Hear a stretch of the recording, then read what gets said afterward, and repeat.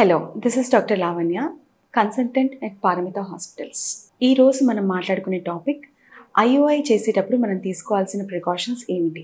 ముందుగా ఐయుఐ చేసే ముందు ఒక నెల ముందు రోజుల నుంచే మన డాక్టర్ని సంప్రదించి మనం ఏమైతే మెడికేషన్స్ వాడుతున్నామో అవి అన్నీ తనకి తెలియేటట్టుగా చేయండి. ఒక నెల ముందు రోజుల నుంచే మీరు లైఫ్ స్టైల్ మోడిఫికేషన్స్ అనేవి స్టార్ట్ చేసుకోవాలి. లైక్ హెల్దీ డైట్, ఎక్సర్సైజ్, రోజు కొంచెం ప్రాణాయామ, ఇలాంటివన్నీ చేస్తుంటే మీకు ఆ మంత్ ముందు నుంచి good quality of eggs and sperms production అవుతాయి. Avoid harmful substances like coffee కానీ, లేకపోతే ఆల్కహాల్, సిగరెట్స్, ప్యాసివ్ స్మోకింగ్ అయినా కానీ మీరు దీనికి దూరంగా ఉండాలి.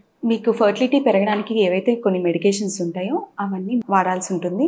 టైం ప్రకారంగా వేసుకుంటే ఇంకా మంచిది. ఐయుఐ చేసేటప్పుడు మనం ఆ సైకిల్ మానిటర్ చేసుకోవాలి. అంటే ఎగ్స్ ఎలా పెరుగుతున్నాయి, దాని సమతుల్యంగా లోపల ఎండోమెట్రియల్ థిక్నెస్ కూడా పెరుగుతుందా లేదా, ఇవన్నీ కూడా ఫాలిక్యులర్ స్టడీ అనే పద్ధతిలో మనం తెలుసుకోవచ్చు. Every alternate days follicular studies చేయడం వల్ల మనకి ఎగ్ గ్రోత్ అనేది తెలుస్తుంది.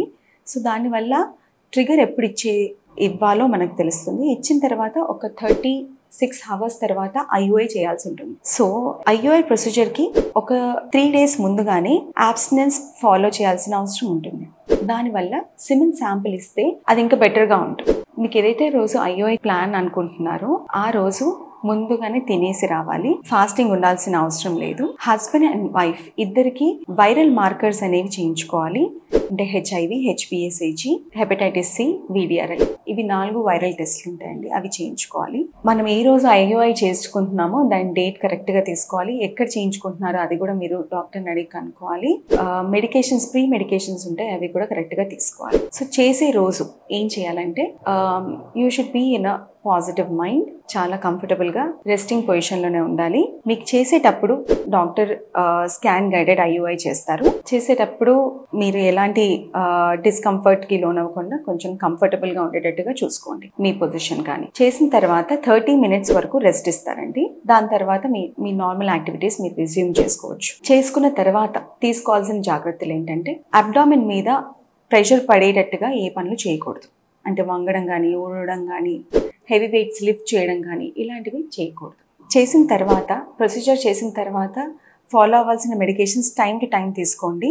దానివల్ల ప్రొజెస్ట్రాన్ సపోర్ట్ ఉంటుంది. మీకు అన్యూజువల్గా పెయిన్ రావడం కానీ, బ్లీడింగ్ అవ్వడం కానీ, లేకపోతే ఇచ్చింగ్, వెజనల్ డిశ్చార్జ్ ఏమున్నా కానీ మీ డాక్టర్ని సంప్రదించండి. దీని తర్వాత కూడా మీరు క్యాఫినేటెడ్ డ్రింక్స్, ఏరేటెడ్ డ్రింక్స్ ఇలాంటివి చాలా వరకు తగ్గించాలి. ఆల్కహాల్, స్మోకింగ్, ప్యాసివ్ స్మోకింగ్ ఇవన్నీ కూడా తగ్గించాలి. పూర్తిగా మానేయాలి కూడా. Last but not least emotional support.